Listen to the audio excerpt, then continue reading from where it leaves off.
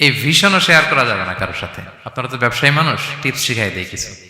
প্রথম লেসন হচ্ছে সূরাত ইউসুফ থেকে যে স্বপ্ন কারোর সাথে শেয়ার করতে নেই। স্বপ্ন যেটা মানুষ ঘুমিয়ে ঘুমিয়ে দেখে।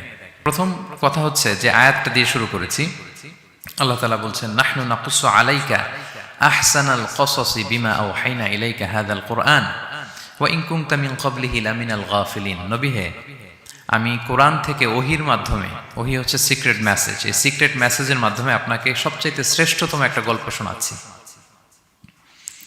সূরা ইউসুফ হচ্ছে কোরআনের সবচাইতে শ্রেষ্ঠতম গল্প। এই পৃথিবীতে যত গল্প হতে পারে, আপনারা রবীন্দ্রনাথ পড়েছেন, আপনারা বঙ্কিমচন্দ্র চট্টোপাধ্যায় পড়েছেন, আপনারা কেউ শেক্সপিয়ার পড়েছেন, আপনারা গোটা বিশ্বের বড় বড় সাহিত্যিকদের বই পড়েছেন। যত সাহিত্য হতে পারে, যত স্টোরি হতে পারে, যত গল্প হতে পারে, এমনকি কোরআনের অন্যান্য গল্পগুলোর চেয়েও এটা শ্রেষ্ঠ, অনন্য, অনবদ্য, আনপ্যারালাল।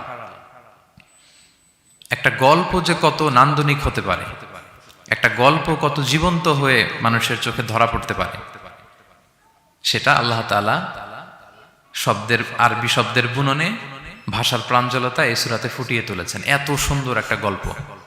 আল্লাহ তাআলা বলছেন আহসানুল কসাস, মানে সবচাইতে শ্রেষ্ঠ গল্প নবী হে আপনাকে শোনাচ্ছি।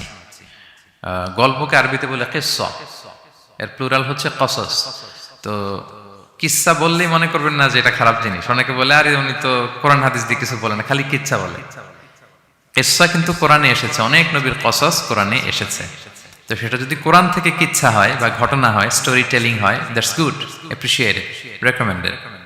তো আল্লাহ গল্প কেন বললেন কোরআনে, এবং শ্রেষ্ঠ গল্প পরে আল্লাহ তাআলা স্টেটমেন্ট দিলেন আহসানাল কসাস, সবচেয়ে শ্রেষ্ঠ গল্প ইউসুফের গল্প। কারণ কি?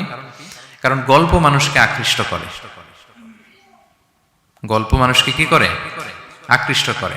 অনেক সময় দেখা যায় যে আমরা যখন তাত্ত্বিক কথা বলি, মানুষ হাই তোলে, কেউ এদিক সেদিক তাকায়, একটা ঝিমুনি ঝিমুনি ভাব। কিন্তু যখন ঘটনা বলি, একটা গল্প যখন শুরু করি, তখন একেবারে নড়ে চড়ে বসে সবাই, মানে কি হইলো দেখি, শেষ পর্যন্ত কোথায় যেয়ে ঠেকে। তো এই জন্য আল্লাহ তাআলা মাঝে মাঝে আমাদেরকে গল্প শুনিয়েছেন।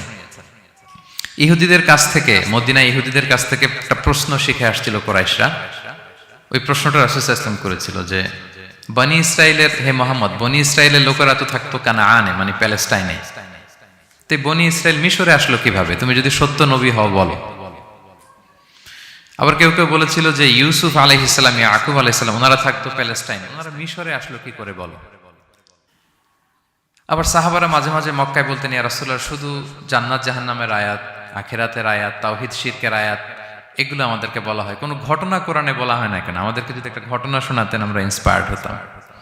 এই চাহিদা, এই প্রশ্নগুলোর আলোকে আল্লাহ তাআলা অ্যানসার হিসেবে সূরা ইউসুফকে নাজিল করেছেন।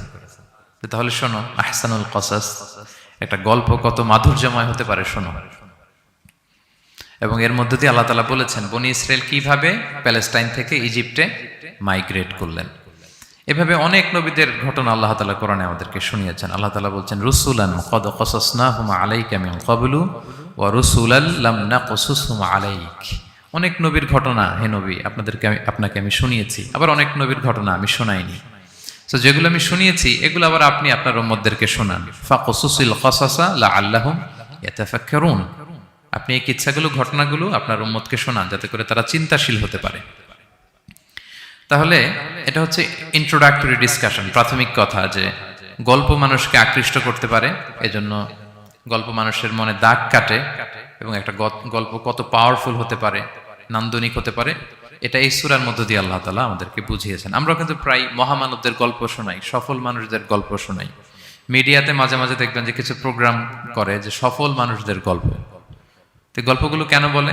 তাদের সফলতার গল্প শুনলে নিজেরও সফল হতে মনে চায়, মানুষ মোটিভেটেড হয় সফল মানুষের স্টোরি শুনলে।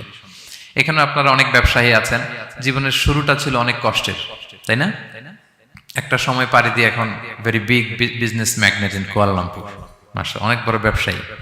তা আপনার হিস্ট্রিটা যদি আমাদের সাথে শেয়ার করেন, গল্পটা যদি বলেন, তখন আমরা অনুপ্রাণিত হব। এজন্য আল্লাহ তাআলা কোরআনে আমাদেরকে গল্প শোনান। তো এই সূরা থেকে আমরা কি কি শিখি? প্রথম যে লেসনটা আমরা শিখি সেটা হচ্ছে, যেহেতু আমি একেবারে ক্রিম লেসনগুলো আপনাদের সামনে আনবো, পুরো সূরাটা কভার করা তো সম্ভব হবে না। প্রথম লেসন হচ্ছে সূরাত ইউসুফ থেকে যে স্বপ্ন কারোর সাথে শেয়ার করতে নেই। স্বপ্ন যেটা মানুষ ঘুমিয়ে ঘুমিয়ে দেখে, এটাও স্বপ্ন। আবার আরেকটা আছে যেটা মানুষকে ঘুমাতে দেয় না, ওইটাও স্বপ্ন। স্বপ্ন যেটা মানুষ ঘুমায় দেখে, এটাও স্বপ্ন। আবার যেটা পাবার আকাঙ্ক্ষা মানুষকে ঘুমাতে দেয় না, ওইটাও কি স্বপ্ন। ওটার ভিশন বলে। এই দুইটার একটাও কারোর সাথে শেয়ার করতে নেই। ঘুমের স্বপ্নও শেয়ার করবেন না, আর আপনার যে লং ভিশন ওইটাও শেয়ার করবেন না কারোর সাথে। এটা হচ্ছে প্রথম লেসন, স্বপ্ন শেয়ার করতে নেই। ছোট্ট ইউসুফ আলাইহিসসালাম স্বপ্ন দেখলেন 11টা তারা, চাঁদ, সূর্য ওনাকে সেজদা করতেছে। এই স্বপ্ন দেখি তার বাবার সাথে শেয়ার করলেন, ইয়াকুব আলাইহিসসালামের সাথে। ইয়াকুব আলাইহিসসালাম বললেন, লা তাকুসুস রুইয়াকা আলা ইখওয়াতিকা ফায়াকিদু লাকা কাইদা। ইউসুফ, তুমি আমাকে বলেছো ভালো, কিন্তু তোমার ভাইদের বলতে যেও না আবার, তাহলে তারা তোমার প্রতি কি করবে? জেলাসি করবে, ষড়যন্ত্র করবে। আর নি'মাতু মাহসুদা, এটা পৃথিবীর চিরাচরিত নিয়ম। আপনি যদি কোনো ব্লেসিংস পান আল্লাহর পক্ষ থেকে, অন্যদের চেয়ে আপনি একটু ডিফারেন্ট হন, আপনার অনেক কিছু থাকে, এটা সবার ভালো লাগবে না। আপনার ভালো জিনিস সবার ভালো লাগবে না। আপনার এই ভালো জিনিসের কারণে অনেকে আপনাকে ঘৃণা করবে। সো স্পেশালি যদি কোনো ভালো স্বপ্ন দেখেন, এট দ্য সেম টাইম খারাপ স্বপ্ন যদি দেখেন, এটা আপনি শেয়ার করবেন না কারোর সাথে। কারণ স্বপ্ন এটা কেবলমাত্র মন মস্তিষ্ক প্রসূত কোনো বিষয় না। মুমিন জীবনে এটা অনেক অর্থবহ। মাঝে মাঝে স্বপ্নের মাধ্যমে আল্লাহ মানুষকে বার্তা দেয়, ইলহাম পাঠায় স্বপ্নের মধ্য দিয়ে। এজন্য বিজ্ঞ, প্রাজ্ঞ, শুভাকাঙ্ক্ষী কাউকে শেয়ার করা যায়। যার জ্ঞান নেই বা ব্যক্তিগত জীবনে পাপী, ভালো মানুষ নয় বা হিংসুক টাইপের, এদের কাউকে আপনার কখনো স্বপ্ন শেয়ার করবেন না। ভালো স্বপ্ন দেখলে শুকরিয়া করবেন আল্লাহর, আলহামদুলিল্লাহ, আল্লাহ কবুল করো। খারাপ স্বপ্ন দেখলে পানাহা চাবেন আল্লাহর কাছে। সুনানে তিরমিজিতে একটা বাব আছে, একটা চ্যাপ্টার, বাব লা তাকুসুর রুইয়া ইল্লা আলা আলিম আও নাসিহ। ভালো আলেম অথবা শুভাকাঙ্ক্ষী ছাড়া স্বপ্ন কাউকে বলতে যেও না, এই অনুচ্ছেদের নাম। এরপর এর কারণটা কি? কারণটা হচ্ছে ফাইন্না রুইয়া তাকাউ আলা মা তুআব্বার। স্বপ্নের ব্যাখ্যা যেমনটা করা হয় তেমনটাই হয়। আপনি একটা স্বপ্ন দেখলেন, একজনকে একটা বললেন, সে হুট করে একটা ব্যাখ্যা দিয়ে দিল, ওইটাই হয়ে যাবে। এটা আপনার জন্য ভয়ঙ্কর হয়ে যেতে পারে। লা ইউহাদ্দিসু বিহা ইল্লা লাবিবান আও হাবিবা। আপনার শুভাকাঙ্ক্ষী, আপনার বন্ধু, আপনার ভালো চায়, এদেরকে বলতে পারেন। কিন্তু যার এই ব্যাপারে জ্ঞান নেই, হুটহাট করে ব্যাখ্যা করবে, এরকম কাউকে বলা যাবে না। কারণ যেমন ব্যাখ্যা করা হবে তেমনটা হবে। ইউসুফ আলাইহিসসালাম ভালো স্বপ্নের ব্যাখ্যা জানতেন, ইয়াকুব আলাইহিসসালাম ভালো স্বপ্নের ব্যাখ্যা জানতেন, আল্লাহ রাসূল সাল্লাল্লাহু আলাইহি ওয়াসাল্লাম ভালো স্বপ্নের ব্যাখ্যা জানতেন। আবু বকর রাদিয়াল্লাহু তাআলা আনহু সাহাবীদের মধ্যে সবচেয়ে ভালো স্বপ্নের ব্যাখ্যা জানতেন।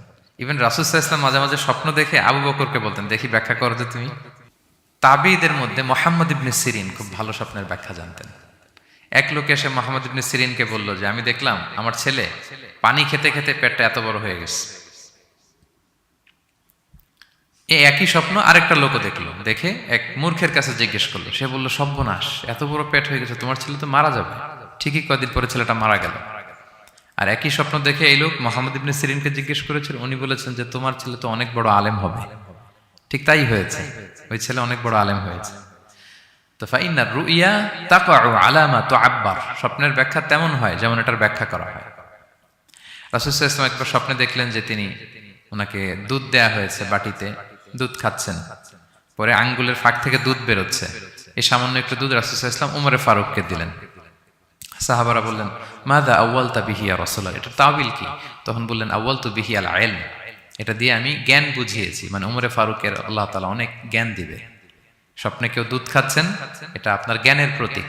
রাসূল সাল্লাল্লাহু আলাইহি ওয়াসাল্লাম স্বপ্নে দেখলেন লোকজন দাঁড়ানো, কারো গায়ের জামা এতটুকু, কারো এতটুকু, কারো হাঁটু পর্যন্ত, আর উমরে ফারুক জামা একেবারে টেনে হিচড়ে যাচ্ছে। তো সাহাবারা বললেন, মাযা আউয়ালতু বিহি ইয়া রাসূলুল্লাহ, এই স্বপ্নের তাওয়িল কি, ব্যাখ্যা কি? রাসূল সাল্লাল্লাহু আলাইহি ওয়াসাল্লাম বললেন, আউয়ালতু বিহি আদ-দীন আত-তাকওয়া, এটা দ্বারা আমি দিনদারি বুঝিয়েছি। মানে উমরে ফারুকের দিনদারি অনেক বেশি। স্বপ্নে কেউ ছোট জামা দেখলে তার দিনদারি কমতেছে, এটার একটা আলামত।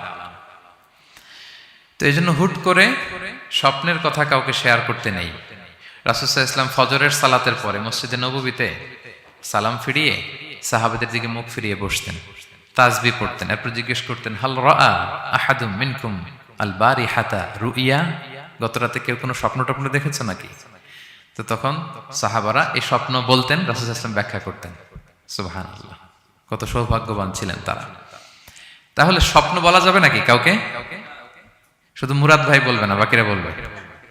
স্বপ্ন বলবেন কাউকে না। খুবই শুভাকাঙ্ক্ষী, আপনার একেবারে ক্লোজ ফ্রেন্ড, তাকে বলতে পারেন। আর অনেক বড় আলেম, যিনি ভালো ব্যাখ্যা করতে পারবেন, আপনাকে গাইড করতে পারবেন, তাকে বলবেন। এছাড়া বলা যাবে না। আর খারাপ স্বপ্ন তো বলাই যাবে না, আল্লাহ তাআলার কাছে পানা চাইতে হবে। তাহলে ঘুমিয়ে ঘুমিয়ে যেটা দেখি এটা কারোর কাছে বলা যাবে না। আর যেটা পাওয়ার আকাঙ্ক্ষা মানুষকে ঘুমাতে দেয় না, ওইটাও একটা স্বপ্ন। বলে না যে আমার জীবনের স্বপ্ন আমি এটা করব, এটাও স্বপ্ন। এই ভিশনও শেয়ার করা যাবে না কারোর সাথে। আপনারা তো ব্যবসায়ী মানুষ, টিপস শিখাই দেয় কিছু। বিশাল বড় একটা কিছু প্রজেক্ট নিছেন, শুরু করার আগে আপনি বলে ফেলছেন শেষ, আর এটা হবে না। দেখবেন যে এখান থেকে কনস্পিরেসি, ওইখান থেকে শত্রুতা, ওইদিকে এটা করছে ওইটা করছে, আপনি আর আগাতেই পারবেন না। দুঃখজনক হলেও সত্য, আমরা বাংলাদেশিরা তো এগুলোতে অভ্যস্ত। সবার মধ্যে কম বেশি জেলাসি কাজ করে ন্যাচারালি, আমাদের বাংলাদেশিদের এটা আরো বেশি। আমি আমার প্রায় আলোচনাতে বলি যে আমাদের জাতীয় খেলা হাডুডু হওয়ার কারণ হচ্ছে এই খেলার ধরনটাই এমন। একজন সামনে যেতে চায়, 10 জন পা ধরে পিছনে টানতে চায়। তো একটা গল্প শুনেছিলাম এরকম, যে এক লোক জাহান্নাম ভিজিট করতে গেছে। এক এক দেশের লোকদের জন্য এক এক জাহান্নাম, প্রত্যেক জাহান্নামের উপর একজন রক্ষী ফেরেশতা। তো দেখতেছে যে একটা জাহান্নামের আশেপাশে কোনো রক্ষী ফেরেশতা নেই। তো বললো যে সব জাহান্নামের উপরে রক্ষী ফেরেশতা যাতে বেরোতে না পারে কেউ, এই জাহান্নামের কোনো রক্ষী ফেরেশতা নাই কেন? এটা কোন দেশের? বলতেছে এটা বাংলাদেশের জাহান্নাম। কেউ যদি কোনো রকম বেরোইতে চায়, বাকিরা টেনে আবার ঢুকায় ফেলবে, বেরোয়া যাবে না এখান থেকে। তো এটা নাকি বাংলাদেশের জাহান্নাম। এটা জাস্ট একটা মজার ছলে গল্প করলাম আর কি। তা আপনি আপনার ভিশন শেয়ার করলে বিপদে পড়ে যাবেন। আপনি প্রপার হোমওয়ার্ক করবেন, গ্রাউন্ড ওয়ার্ক করবেন, কাউন্সিলিং করবেন, প্রজেক্ট দাঁড় করাবেন, লঞ্চিং প্রোগ্রামের দিন সবাইকে জানাবেন। সব রেডি, এবার আর কেউ কিছু করতে পারবেন, এটা দাঁড়ায় গেছে, সব রেডি আমার। লঞ্চিং জাস্ট একটা ফর্মালিটিস, তারপরে আমার কাজ শুরু হবে। কিন্তু আপনি আগেই যদি সবাইকে জানায় ফেলেন, হবে এটা? হবে না। এটা হচ্ছে 1 নম্বর লেসন, স্বপ্ন শেয়ার করতে নেই। এই লেসনটাকে ক্লিয়ার প্রিয় ভাই এবং বোনেরা?